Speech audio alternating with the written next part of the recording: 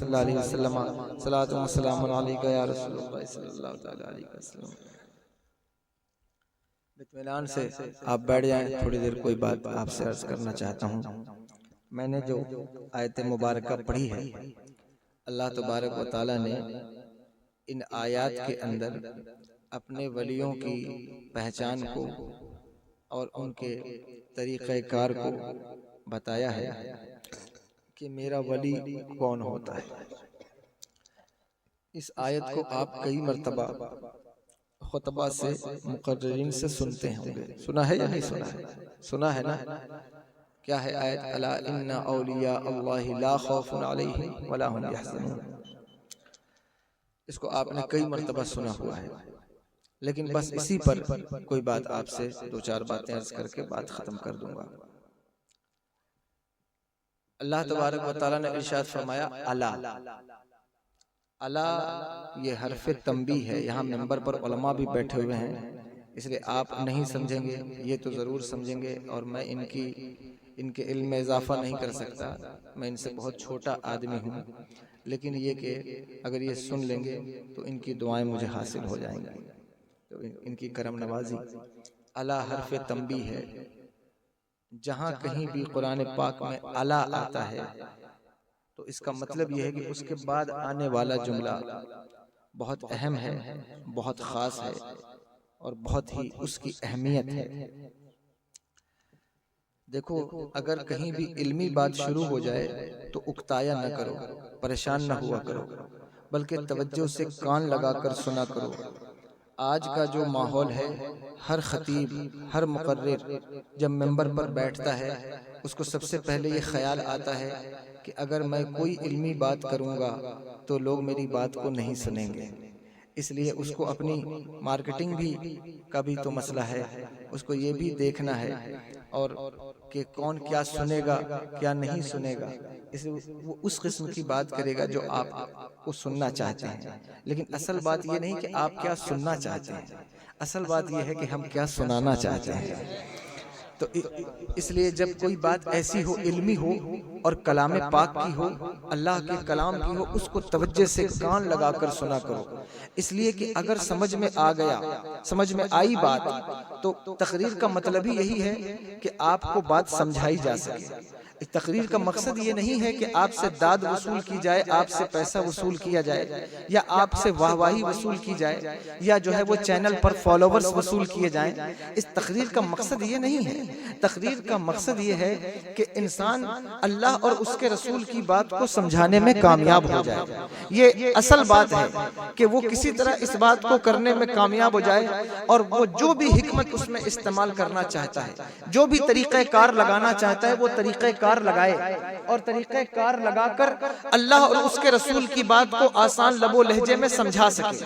ایک بار اگر آپ کو بات سمجھ میں آنے لگے گی تو یہ مقرر کا سب سے بڑا نذرانہ ہے، خطیب کا سب سے بڑا نذرانہ یہ ہے کہ سامعین اس کی بات کو سمجھ جائیں، انڈرسٹینڈ کر لیں، وہ سیٹسفائیڈ ہو جائیں کہ جو بات کہی جا رہی ہے وہ ٹھیک ہے، دلائل کے زاویے سے، جو ہے وہ کلام کے زاویے سے، اس بات میں کوئی ایسی بات تو نہیں جو خطیب صرف اپنے دل سے کر رہا ہو، بلکہ سامعین سے داد وصول کرنے کا سب سے بہترین طریقہ یہ ہے کہ آپ کو بات سمجھا دی جائے۔ اقبال نے کیا خوبصورت بات کہی تھی کہ شہادت ہے مقصود و مطلوب مومن، نہ مال غنیمت نہ کشور کشائی، دو عالم سے کرتی ہے بیگانہ دل کو، عجب چیز ہے لذت آشنائی۔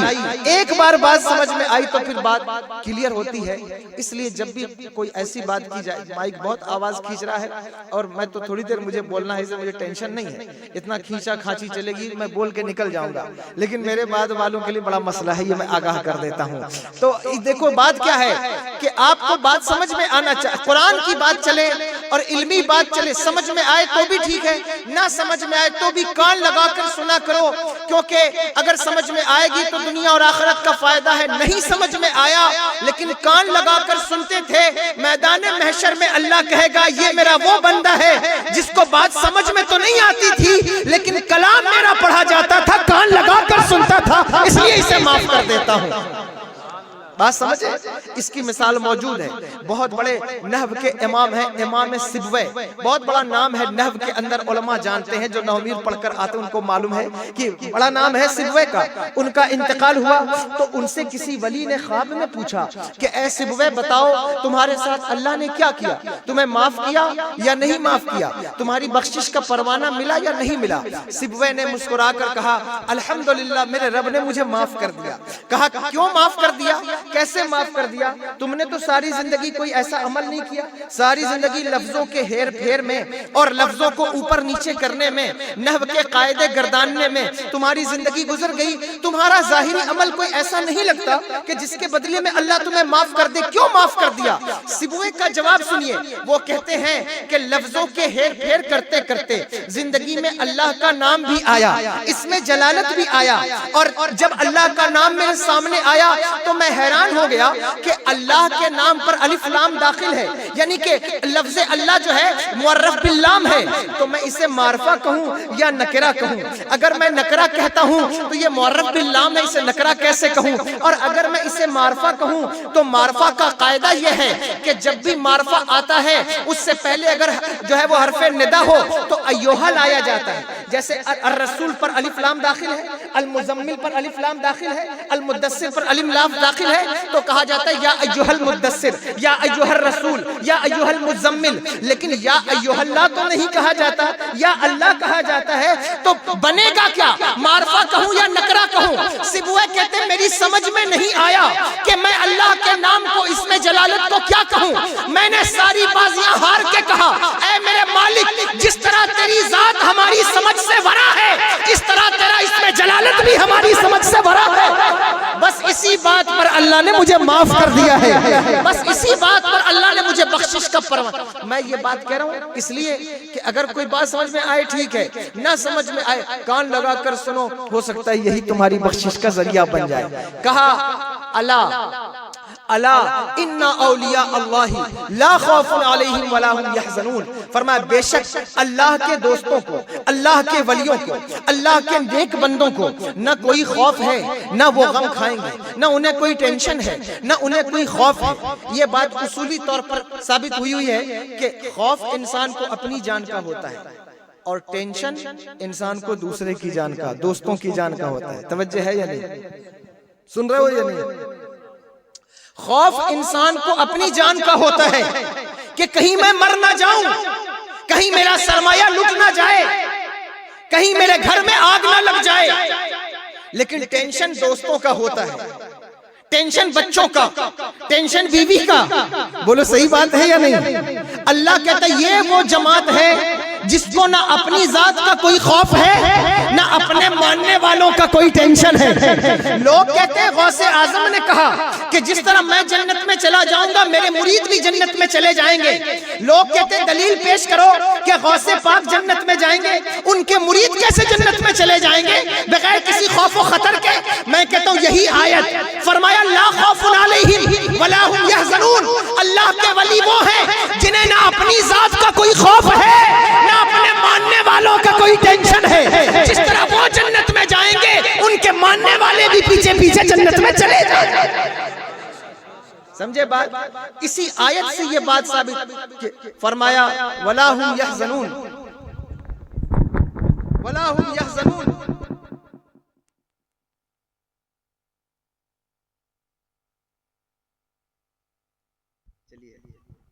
جس طرح وہ جنت میں جائیں گے ان کے ماننے والے بھی بولو جنت میں چلے جائیں گے. اور آقا غوث اعظم رضی اللہ تعالیٰ عنہ نے، اگر آپ قادری ہیں قادریوں مبارک ہو، اور یہ مبارک میں نہیں دے رہا ہوں، یہ مبارک میرے امام دیتے ہیں. فرمایا ابن زہرا کو مبارک ہو عروس قدرت، قادری پائیں تصدق میرے دولہا تیرا. یہ مبارک ہو تمہیں اگر قادری ہو، اپنی نسبت کو سنبھالو، نسبت کو بچا کر رکھو۔ اللہ کی عزت کی قسم یہ نسبت یہاں بھی کام آئے گی، یہ نسبت وہاں بھی کام آئے گی۔ اگر یہ نسبت بچ گئی تو یہ نسبت یہاں بھی فائدہ مند ہے، وہاں بھی فائدہ مند ہے۔ لوگ کھڑے ہیں سوشل میڈیا پر گفتگو کرنے والے کہ نسبتوں کا کیا فائدہ ہے، خانقاہ کی نسبت کا کیا فائدہ، ولیوں کی نسبت کا کیا فائدہ۔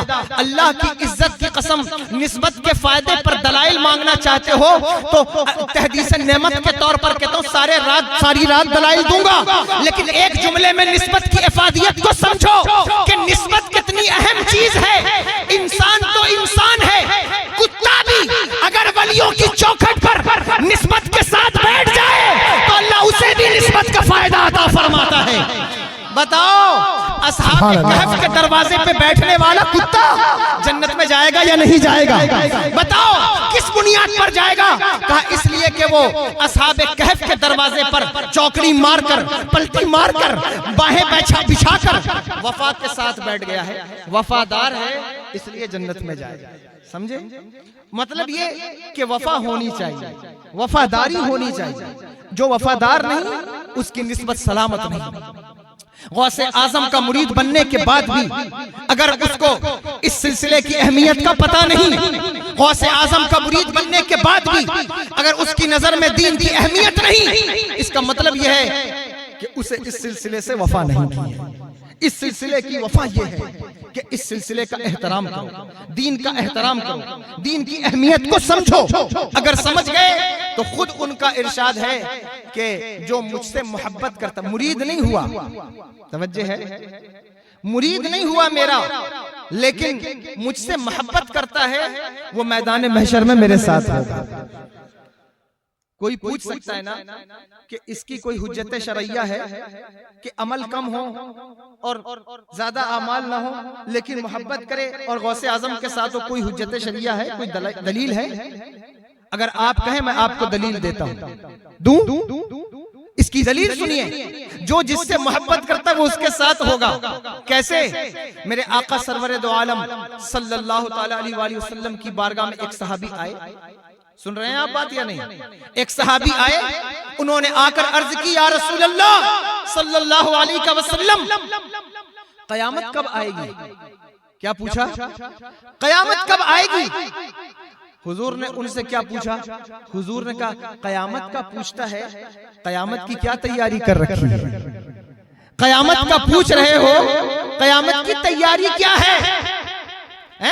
جس طرح لوگ آ کر قاری مشتاق صاحب سے پوچھتے ہیں حضرت عید کا چاند کب دکھے گا، حضرت رمضان کا چاند کب دکھے گا، تو یہ پوچھ سکتے ہیں حضور کی سنت پر عمل کرتے ہوئے کہ رمضان کا پوچھتا ہے، رمضان کی تیاری کیا کر رکھی ہے، رمضان کی تیاری کیا کر رکھی ہے؟ تو آپ جواب دیں گے کہ 5-10 کلو چنا لے کر گھر میں ڈال دیا ہے اور بیسن کا سارا انتظام کر لیا ہے، پکوڑی کا سارا انتظام کر لیا، یہ تیاری ہمارے یہاں ہے نا۔ لیکن اللہ اکبر کبیرہ، حضور نے اس صحابی سے پوچھا کہ قیامت کے بارے میں پوچھتے ہو، قیامت کی تیاری کیا ہے؟ ان کا جواب سنو، سنیوں پر بھونکنے والوں اور اعلیٰ حضرت کے ماننے والوں کو برا کہنے والوں، حضور کا یہ جواب، اس صحابی کا جواب سنو۔ انہوں نے کہا یا رسول اللہ میرے پاس روزہ، نماز، حج و زکوٰۃ، صدقات تو زیادہ نہیں۔ کہا حج و زکوٰۃ، روزہ، صدقہ یہ تو میرے پاس زیادہ نہیں، عمل کی کمی ہے، عمل زیادہ نہیں ہے، عمل کی کمی ہے۔ اللہ اکبر کبیرہ، عمل کی کمی ہے، لیکن یا رسول اللہ میں اللہ اور اس کے رسول سے محبت کرتا ہوں، محبت کرتا ہوں۔ آج تو لوگوں نے محبت کو حقیر شے جانا ہے نا، کہ محبت کیا شے ہے، صاحب فلاں فلاں سے محبت کرنے لگ جاتے ہو، خانقاہ والوں سے، اولیاء سے، کیا فائدہ ملے گا اس کا؟ محبت کا فائدہ جاننا چاہتے ہو؟ اللہ اکبر، محبت کا فائدہ دیکھنا چاہتے ہو تو بلال حبشی کو دیکھو۔ محبت کا فائدہ جاننا چاہتے ہو ابو ذر غفاری کو دیکھو۔ محبت کا فائدہ دیکھنا چاہتا ہے سیدنا صدیق اکبر کو دیکھ۔ محبت کا فائدہ پوچھتا ہے ویسے قرنی کو دیکھ۔ محبت کا فائدہ پوچھتا ہے اللہ اکبر کبیرہ، تو دیکھ مصطفیٰ جان رحمت کے غلاموں کو کہ محبت کا فائدہ کیا ہوتا ہے، کیا ہوتا ہے محبت کا فائدہ۔ تمہیں کیا پتا کہ محبت کا فائدہ کیا ہے؟ محبت کا فائدہ کیا ہے معلوم ہے؟ اللہ اکبر کبیرہ، جو ان سے محبت کرے، ان کو اپنا محبوب بنائے، ان سے دل لگائے، اللہ اکبر، اس کو فائدہ نہ ملے، اس کو برکات نہ ملے؟ ایسا کیسے ہو سکتا ہے؟ ایسا کیسے ہو سکتا ہے؟ یہ وہ محبت ہے، وہ عشق ہے۔ محبت کا فائدہ پوچھنے والے، یہ وہ عشق ہے جو خدا کی قسم دنیا کی آگ سے بھی بچائے گا اور جہنم کی آگ سے بھی بچائے گا۔ ابھی تو میرے امام بولے، اے عشق تیرے صدقے جلنے سے چھٹے سستے، جو آگ بجھا دے گی وہ آگ لگا۔ سبحان اللہ، سبحان اللہ۔ تم کہتے ہو یا رسول اللہ،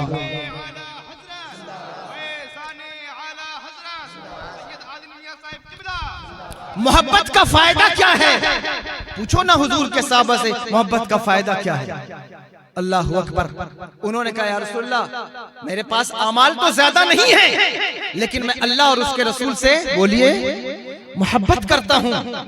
اب حضور کہتے کہ عمل تھوڑا ہے اور محبت کا دعویٰ کر رہا ہے، لیکن یہ نہیں فرمایا، قربان جاؤں، کیا فرمایا؟ کہا جو جس سے محبت کرتا ہے، اگر اللہ اور اس کے رسول سے محبت کرتا ہے، محشر میں انہی کے ساتھ ہے۔ اب یہ دلیل قائم ہوئی یا نہ قائم ہوئی کہ غوث پاک نے فرمایا جو مجھ سے محبت کرتا ہے میرے ساتھ ہوگا، جو مجھ سے محبت کرتا ہے میرے ساتھ ہوگا، اور جو ان سے محبت کرتا ہے ان کے ساتھ ہوگا، ان کا بن گیا، ان کے در کا بن گیا۔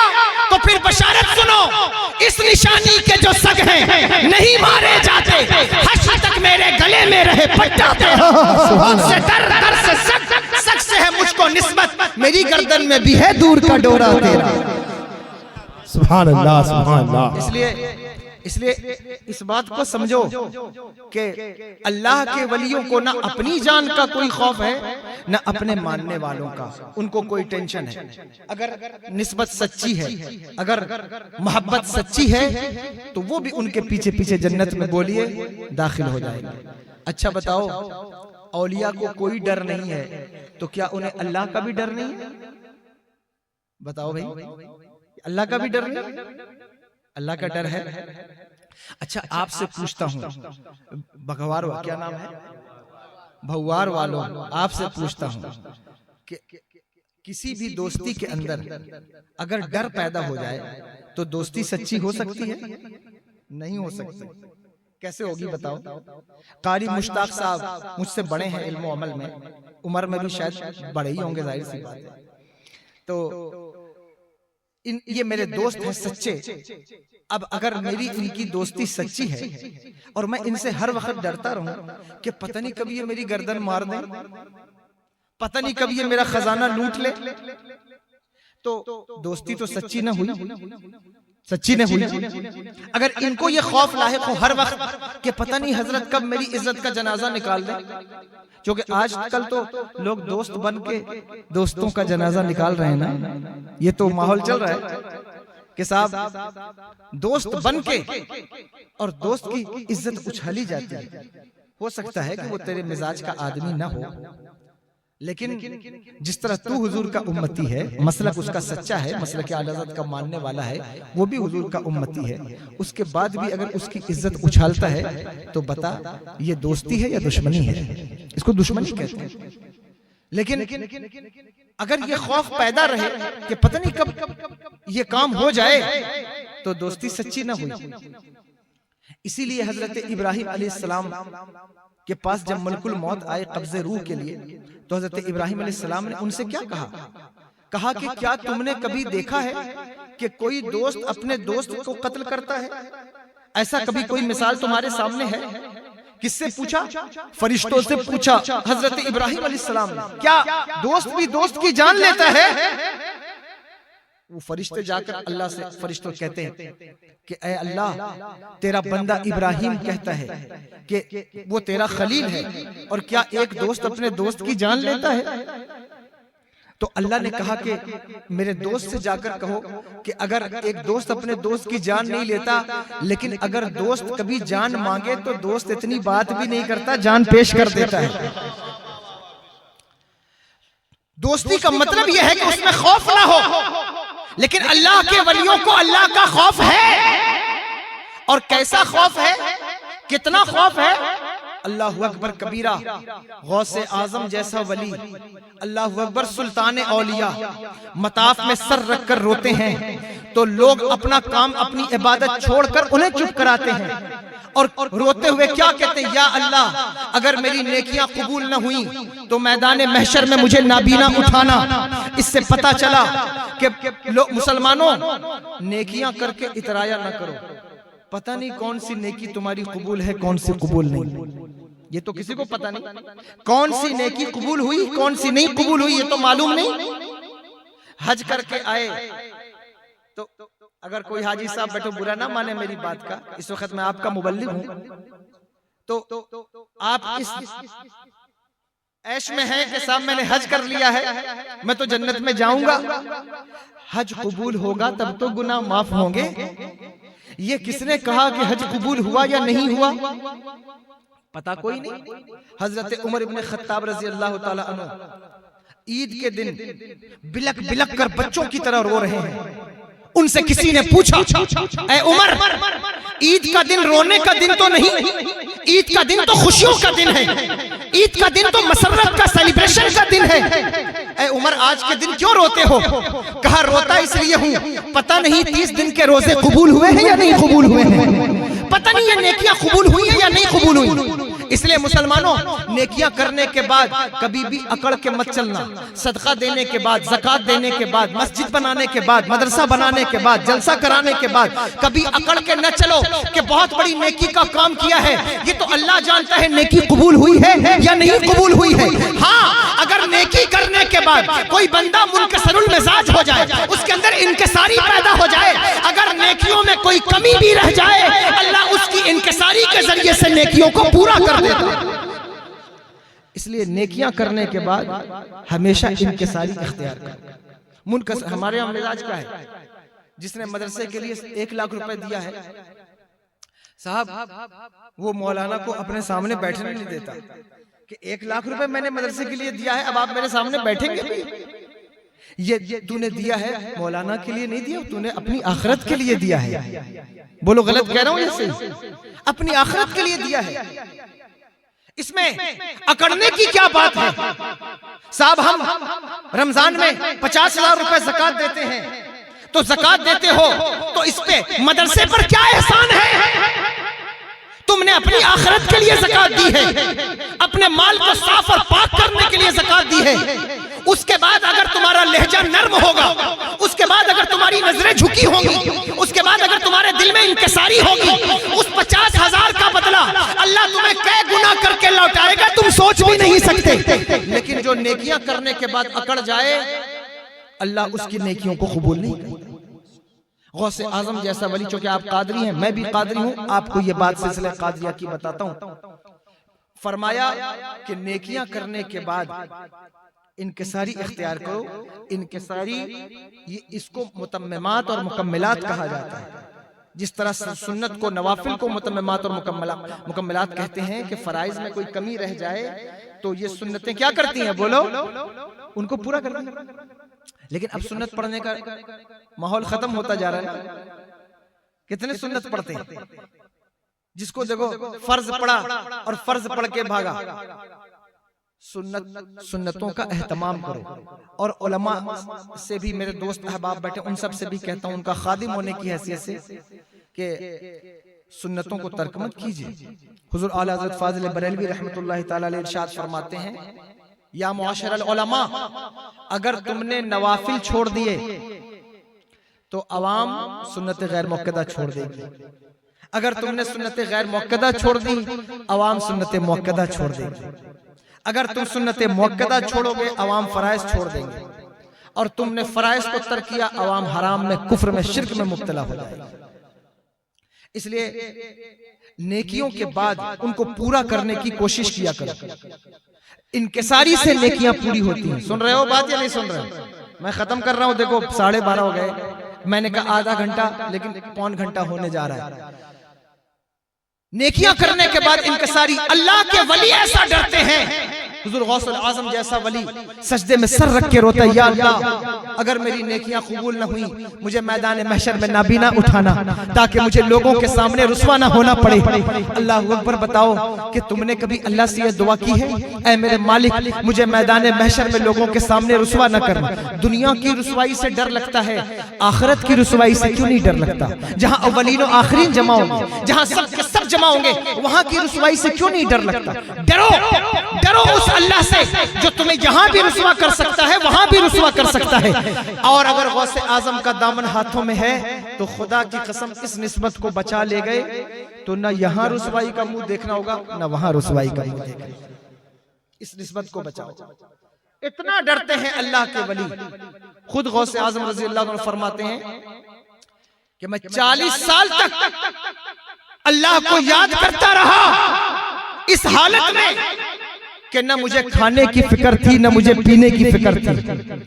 آج تو 11ویں کا مہینہ آتا ہے تو بڑے بڑے پنڈال ہیں، خوبصورت لائٹنگ ہے، خوبصورت اسٹیج ہے، قیمتی جبے ہیں، عمدہ امامے ہیں، لنگر میں اچھی بریانی ہے، اور صاحب جو ہے بڑے اہتمام کے ساتھ انتظام کے ساتھ آپ مجلس کر رہے ہیں۔ لیکن اپنے پیر کی تاریخ پلٹ کر دیکھو، 40 سال تک کبھی دجلہ کا کنارہ ہے، کبھی جو ہے وہ کرخ کے کھنڈرات ہیں، سردیوں کی رات میں 70 مرتبہ غسل کر کے ایک پیر پہ کھڑے ہو کر پوری رات قرآن کا پڑھنا ہے، عشاء کے وضو سے فجر کی نماز کا ادا کرنا ہے، کھجور کی گٹھلیوں کو چوس کر سحری اور کھجور کی گٹھلیوں کو چوس کر افطار کرنا ہے۔ اللہ اکبر کبیرہ، تہجد کی نمازیں، اشراق کی نماز، چاشت کی نماز، کون سا ایسا لمحہ ہے، کون سا ایسا وقت ہے جس وقت وہ مرد قلندر اللہ اکبر کبیرہ ہمارا شیخ اللہ کی یاد سے غافل ہو؟ کہتے ہیں جنگلوں میں چلتا رہا، پتے کھاتا رہا، 40 سال نفس کی طرف نہیں دیکھا، نفس کی خواہشوں کی طرف نہیں دیکھا، نفس کی آرزوؤں کی طرف نہیں دیکھا، نفس کی جستجو کی طرف نہیں دیکھا۔ کرخ کے جنگلات سے لے کر بغداد کے جنگلات سے لے کر سری لنکا کے جنگلات تک غوث اعظم رضی اللہ تعالیٰ عنہ کا گزر ہو رہا ہے، مجاہدہ ہے، اللہ کی یاد ہے، نہ کوئی ساتھی ہے، نہ کوئی بھائی ہے، نہ کوئی بہن ہے، ماں بھی ساتھ نہیں، باپ بھی ساتھ نہیں، بیوی بچے بھی ساتھ نہیں، کوئی نہیں ہے، صرف اللہ اللہ کی صدائیں ہیں، مجاہدہ ہے، ریاضت ہے، عبادت ہے۔ فرماتے ہیں کبھی کبھی ایسا ہوتا کہ 20 دن بنا کھائے گزر جاتے، 30 دن بنا کھائے گزر جاتے، 15 دن پتے بھی نہ چبائے ہوتے۔ ایسا ہوتا غش کھا کر زمین پر آ جاتا، لوگ مجھے اٹھا کر غسل دینے والے کے سامنے رکھ دیتے، غسال کے سامنے رکھ دیتے۔ جب وہ مجھ پر گرم گرم پانی ڈالتا میں اٹھ کر بیٹھ جاتا، اللہ اکبر، وہ ڈر کر مجھ سے پوچھتا کہ تو کون ہے؟ میں تو تجھے مردہ سمجھ رہا تھا، تو اٹھ کر بیٹھ گیا۔ فرماتے میں اس سے کہتا عبد القادر اللہ کی نشانیوں میں سے ایک نشانی ہے، اور سر پہ حق لگا کر جنگلات میں دوڑ جاتا۔ کہتے 40 سال گزر گئے اللہ کو یاد کرتے، مجاہدہ، عبادت، ریاضت میں 40 سال گزر گئے۔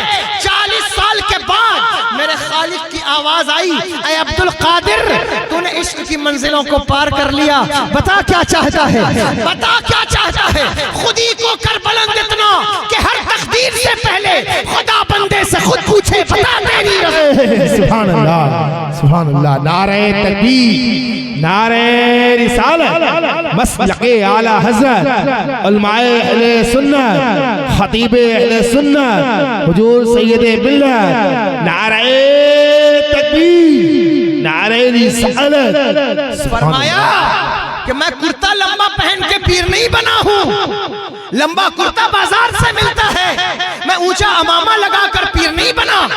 اللہ اکبر کبیرہ۔ فرمایا میں نے اپنے رب کو راضی کیا ہے، میں نے اس کی عبادت کی ہے، اس کی ریاضت کی ہے، عشق کیا ہے، محبت کی ہے۔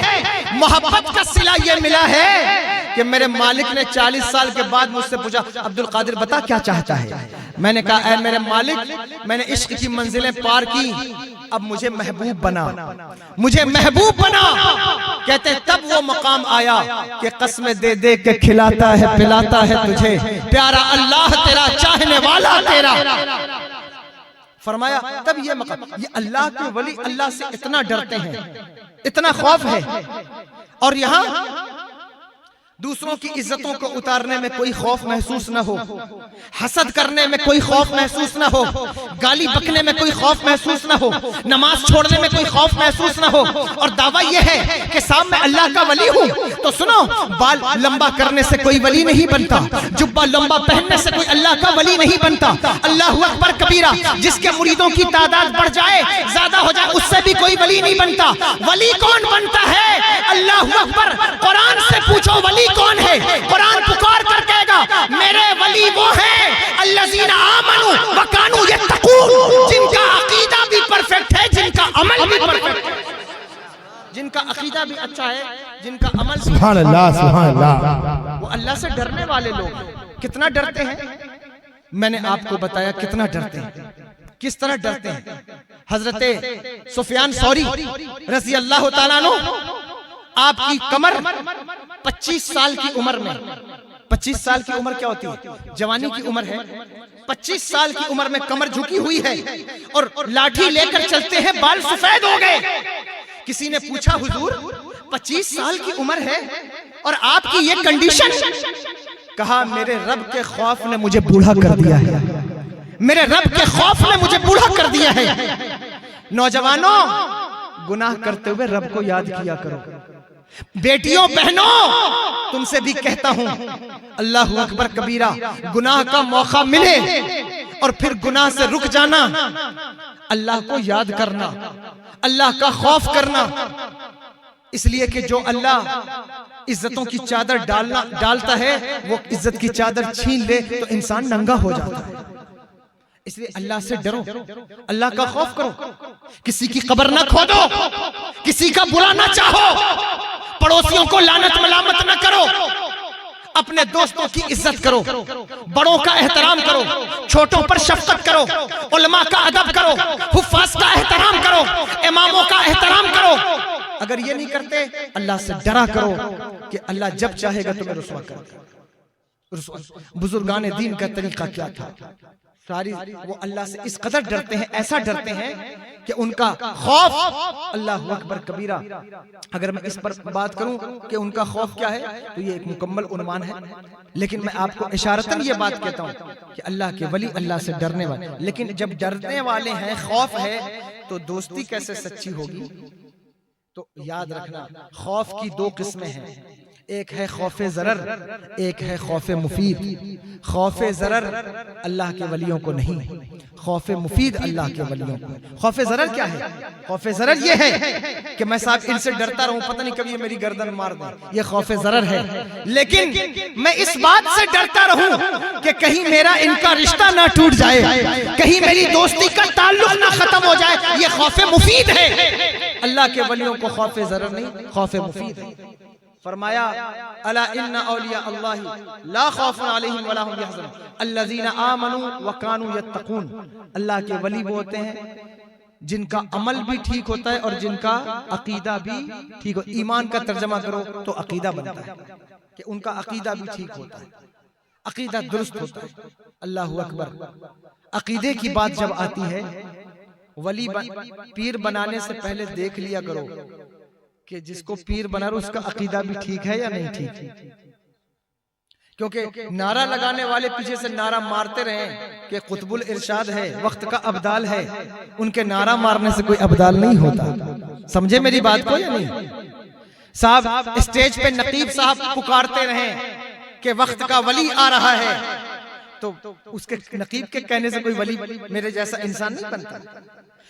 ولی اس کا عقیدہ بھی ٹھیک ہوگا، عمل بھی ٹھیک ہوگا، یہ چیز مان کے چلو۔ عقیدے میں کوئی کمپرو اللہ کے ولی نہیں کرتے۔ اسی لیے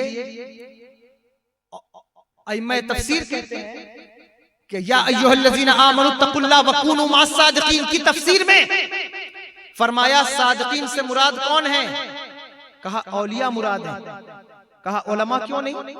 کہا اس لیے کہ علماء ایسی کلی ہے جس کا کفر کے ساتھ کوئی تباین نہیں۔ بند کر دو میرے لیے ٹھیک ہے، چونکہ یہ آواز کھینچ رہا ہے ذرا سا، لیکن آپ بالکل بے فکر رہیے، آپ کچھ مت کیجئے، میں بس اب ختم کرنے جا رہا ہوں۔ فرمایا یا ایھا الذین آمنوا اتقوا اللہ وکونوا مع الصادقین میں صادقین سے مراد اولیاء ہیں. کہا علماء کیوں نہیں؟ کہا اس لیے کہ علماء ایسی کلی ہے جس کا تباین کفر کے ساتھ نہیں. اس لیے کہ ایک ہی وقت میں ایک آدمی عالم بھی ہو اور کافر بھی ہو، ایسا ہو سکتا ہے. بولو ہو سکتا ہے یا نہیں ہو سکتا؟ ایک ہی وقت میں عالم بھی ہو، اسی وقت میں کافر بھی ہو، ایسا ہو سکتا ہے. آپ کہیں مثال دلیل، تو شیطان کو دیکھ لو، عالم تھا یا نہیں تھا؟ معلم الملکوت کہا جاتا ہے، تو عالم بھی ہے اور کافر بھی ہے. بولو ہے یا نہیں؟ اس لیے کسی بھی جماعت میں یہ نہیں دیکھا جائے گا کہ اس جماعت میں عالم کتنے بڑے بڑے ہیں. یہ نہیں دیکھا جائے گا کہ صاحب اس جماعت میں بڑے بڑے علماء ہیں تو صاحب یہ جماعت حق ہے. نہیں، علماء کی عزت ہے، بلا شبہ عزت ہے، ان کا احترام میں ان کی کوئی ایسی بات ان کی شان میں نہیں کرتا. لیکن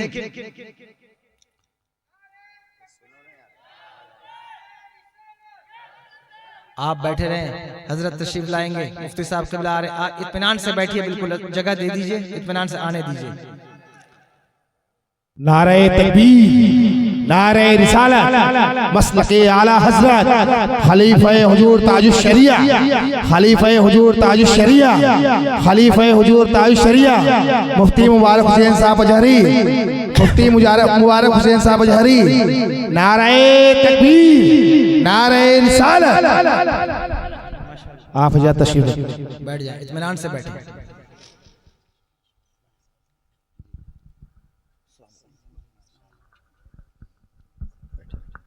ماشاءاللہ اطمینان سے بیٹھے. میں کہہ رہا تھا کہ میرے بعد ابھی اچھا تو میری بات میں کیا عرض کر رہا تھا، توجہ ہے؟ فرمایا یا ایھا الذین آمنوا اتقوا اللہ وکونوا مع الصادقین کی تفسیر میں ائمہ تفسیر نے کہا کہ صادقین سے مراد اولیاء. ان سے پوچھا علماء کیوں نہیں؟ کہا اس لیے کہ علماء ایسی کلی ہے، مناطقہ کی بولی بول رہا ہوں، توجہ کیجئے گا، جس کا تباین کفر کے ساتھ نہیں. اس لیے کہ ایک عالم ایک وقت میں عالم بھی ہو اور اسی وقت میں کافر بھی ہو، یہ ممکن ہے، پاسبل ہے. اس لیے کسی جماعت میں یہ نہیں دیکھا جائے گا کہ اس میں عالم کتنے بڑے بڑے ہیں، جو بخاری کی شرح لکھنے والے کون کون سے لوگ موجود ہیں، یہ نہیں دیکھا جائے گا. توجہ کرنا، جو بات کہہ رہا ہوں وہ اہل سنت والجماعت کے عقیدے سے کہہ رہا ہوں. کہا کیوں؟ کہا کہ داڑھیوں کا ویلیوم دیکھ کر عقیدے کی سچائی کا پتہ نہیں لگایا جا سکتا، مسجد کا مینار دیکھ کر عقیدے کی سچائی کا پتہ نہیں لگایا جا سکتا، مدرسے کا رنگ و روغن دیکھ کر عقیدے کی سچائی کا پتہ نہیں لگایا جا سکتا. کہا وہ کیوں؟ کہا اگر مدرسہ دیکھ کر عقیدے کی سچائی کا پتہ لگایا جائے تو مدرسے خارجیوں کے پاس بھی ہیں. اگر مسجدوں کو دیکھ کر ایمان کی سچائی کا پتہ لگایا جائے تو مسجدیں مرزائیوں کے پاس بھی ہیں. یہ الگ بات ہے کہ ان کی مسجدوں کو مسجد نہیں کہنا چاہیے، لیکن عام بول چال میں مسجدیں بولی جاتی ہیں تو مسجدوں سے بھی ایمان کی صداقت کا پتہ نہیں چلے گا، مدرسوں کی اونچائی سے بھی ایمان کی صداقت کا پتہ نہیں چلے گا، علماء سے بھی ایمان کی صداقت کا پتہ نہیں چلے گا. اس لیے کہ ایک آدمی ایک وقت میں عالم بھی ہوگا اور کافر بھی ہو سکتا ہے، لیکن خدا کی اس کائنات میں کوئی ایک بندہ دکھاؤ جو اسی وقت میں ولی بھی ہو، اسی وقت میں کافر بھی ہو، نہیں دکھا سکتے. پتہ چلا جو ولی ہوگا وہ کافر نہیں ہوگا اور جو کافر ہوگا وہ ولی نہیں ہوگا. سبحان اللہ. یہ کلیین متباینین ہیں. سفیدی کو سیاہی کے ذریعے سے پہچانا جاتا ہے، اندھیرے کو اجالے کے ذریعے سے، اجالے کو اندھیرے کے ذریعے سے، بدصورتی سے خوبصورتی کو پہچانا جاتا ہے. اس لیے دیکھنا ہے کہ ایمان سچا ہے یا نہیں، تو دیکھنا ہوگا، کیا دیکھنا ہوگا کہ ولایت کا معاملہ.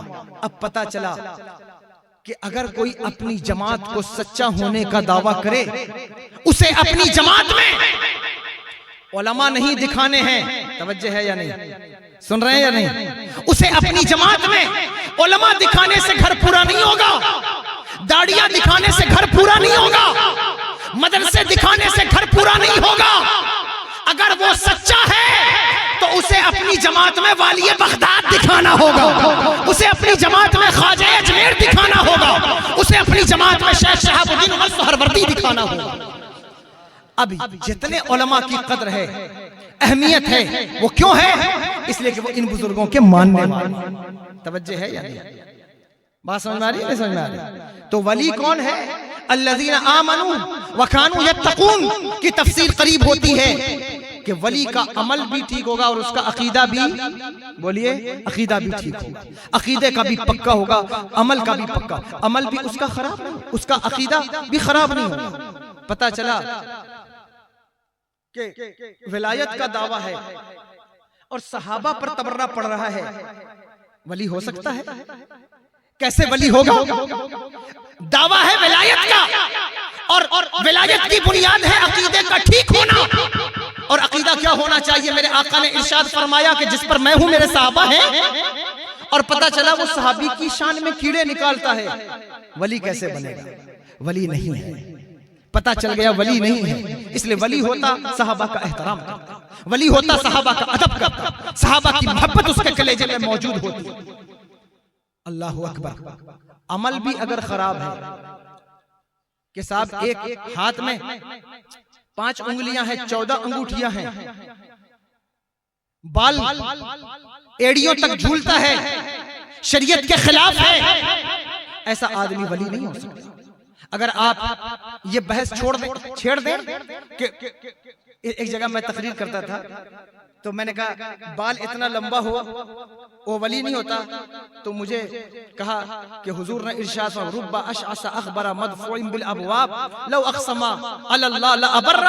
حضور نے فرمایا ایسے لوگ ہوں گے جن کی حالت ظاہراً گندی میلی ہوگی، ان کے لباس میلا ہوگا، بال گرد آلود ہوں گے، لیکن وہ اللہ کے نام پر کسی چیز کی قسم کھا لیں، اللہ اس کی قسم کو پورا۔ میں نے کہا اگر مجازیب کا تذکرہ چھیڑنا چاہتے ہو اس کے لیے الگ موضوع کی وقت کی درکار ہے کہ مجذوب ہوتا کون ہے، مجذوب کہتے کس کو؟ سونا چاندی لاد کر لوگوں کے درمیان، عورتوں کے درمیان بیٹھنے والا مجذوب نہیں ہوتا۔ سونا چاندی پہننے کا نام اگر مجذوب ہے تو یہاں فلم انڈسٹری کے کتنے سنگر آتے ہیں جو دن رات سونا چاندی پہنتے ہیں، وہ سب مجذوب بن جائیں گے۔ بال لمبا کرنے سے مجذوب کی دلیل ہے تو کرناٹکا والے تیل بیچتے اس وقت ان کے بال سب سے لمبے ہیں، وہ مجذوب بن جائیں گے۔